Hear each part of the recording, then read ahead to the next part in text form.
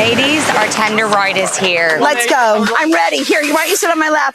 I'll just do the steering. Let's go. Motor Yacht Katina, we are approaching the yacht.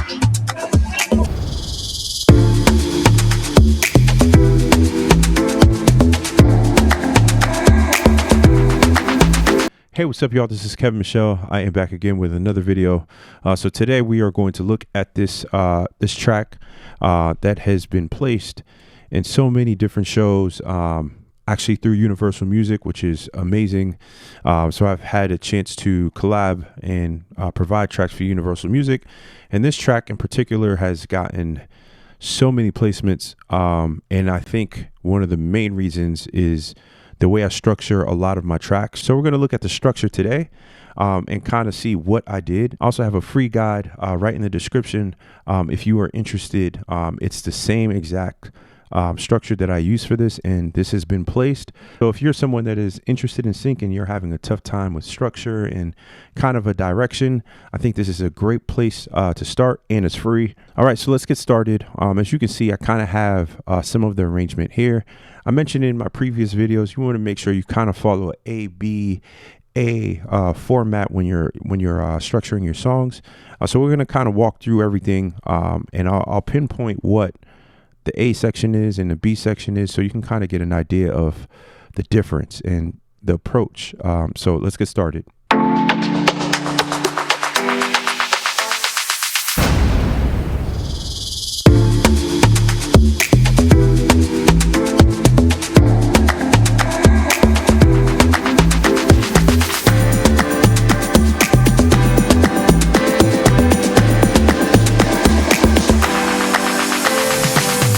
All right, so what am I doing? Again, that first half, I come in with like a low filter or a high pass filter. I think it was like a filter somewhere. Yeah, I have a sweep going along with that. So I intentionally did that in case like they just needed 5 seconds of this vibe, and a sweep going into a hit, as you can see here with the effects. So that way they have something, right? I just gave them a tool that they could use for that specific scene. So again, intentionally kind of thinking of those things. So that's considered my intro. And then again with that hit at the end, in case they just wanted to use that section. So with this first half of the A section, I kind of set the tone and the feeling of the song right away, right? Because we're done with the intro. We shouldn't be building. Your intro should be like 5-10 seconds, maybe 15 seconds max. Even then, that's kind of too long. You want to hit them right away after the intro, so that way you set the tone and we clearly understand like where this is going. So for the first half, I don't give them too much, but I give them at least like 50% of the song and the vibe, and then we'll listen to the second half now so you can see how it kind of just keeps growing.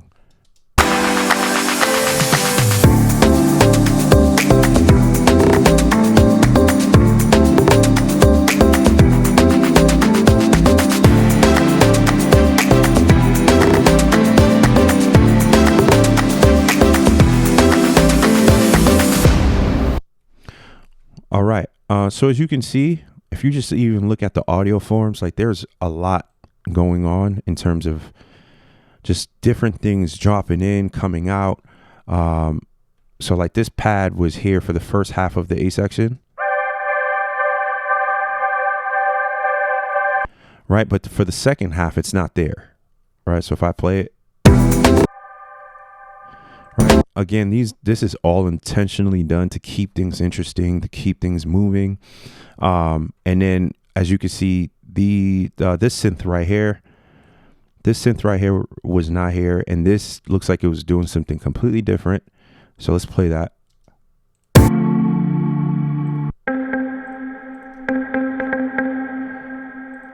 Right, that's like a synth pluck, and then what?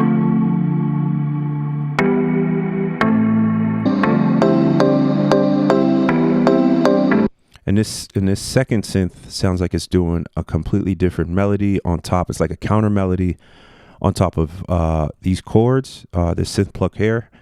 and this looks like it's doing something completely different from here. Again, we're just looking at the audio form, and this is stuff that they do. They're not getting MIDI information.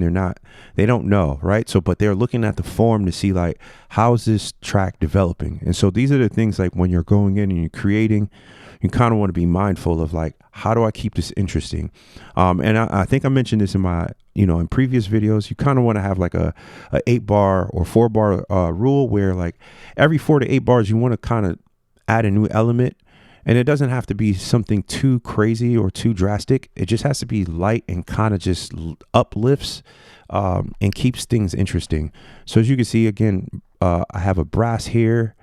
For the second half of the A section, I have a piano here. I think I had the same piano here, but I didn't. I dropped it out for the first half of the second part of the A section. As you can see, like things are just developing. There's just so many different things happening. So just an overview, we want to keep the intro light and moving quickly, and then right into our A section, we want to set the tone. And in our second half of the A section, we kind of want to build more, adding more elements that complement, whatever's going on. We can introduce a different melody, counter melody. All right, so we just finished our A section, and now we're going to go into our B section. So let's see what happens here.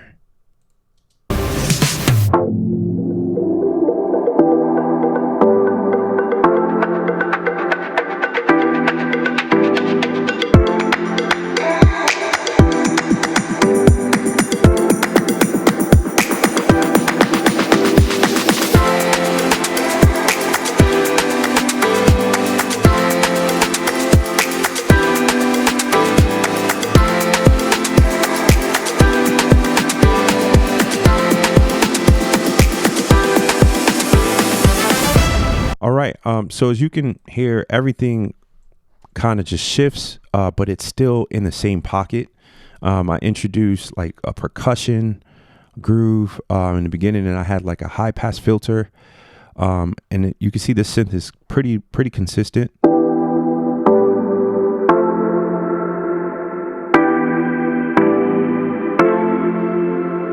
And it's just building, and I'm building more on top of that melody.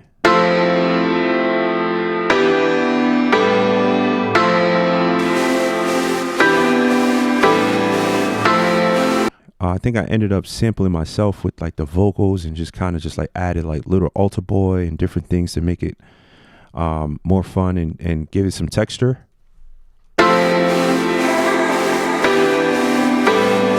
And I think with the drums, I started off with the percussion, and I was like halftime with the kick, and then I went 4 on the floor.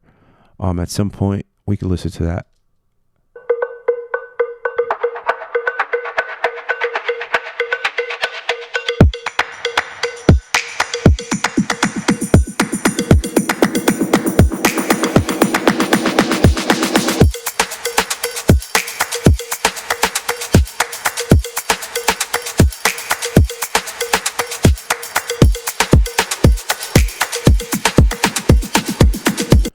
Right. So these are the things that you could definitely do. Like, you don't have to go full on right away. I know it's the B section, but we want to develop. We're telling a story. We can get to that at some point. We can get to the big climax of the song, but we want to kind of just take a step at a time. Because, these cues are usually like when you want to aim for like at least 2 minutes. So take your time. So then we have the second half of our B section. So let's take a listen to that.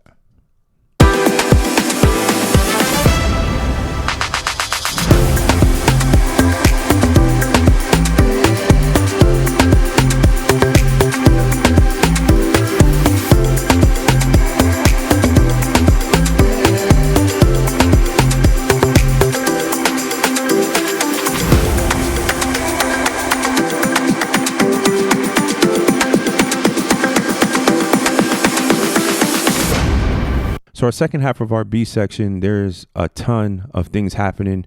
As you can hear, like I actually dropped the drums or dropped a couple of things to, kind of just take away.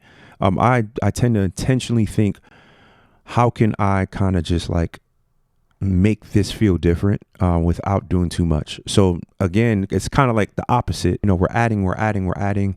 Sometimes I think the opposite, like what can I do or what can I take away to make this feel different? So in this case, it looks like what did I take away? We'll figure this out in real time. So build.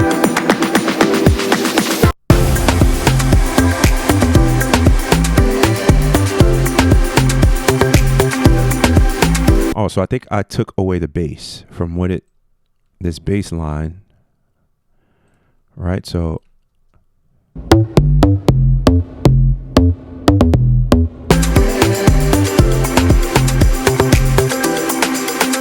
away. Oh, and there's also no kick. If you can hear that, there's no kick. It's just percussion, hand claps, shakers, things that just keep the rhythm there. We don't want to drop too much. But we just want to take things away so that it's still there, but it feels different. All right, so we're back at our A section. We don't want to do anything different. But now at this point, we want to reintroduce our A section, but add a couple more things to make it different. So that way it doesn't sound like we're looping anything.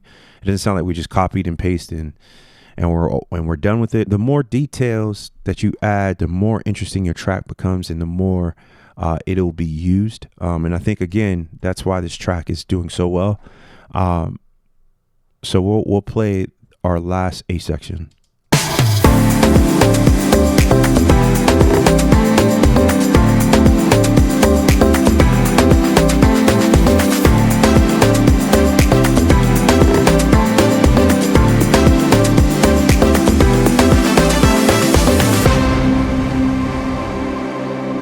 All right, as you can hear, the sting ending, definitely important. So it looks like I just extended our last A section, our second half of the A section.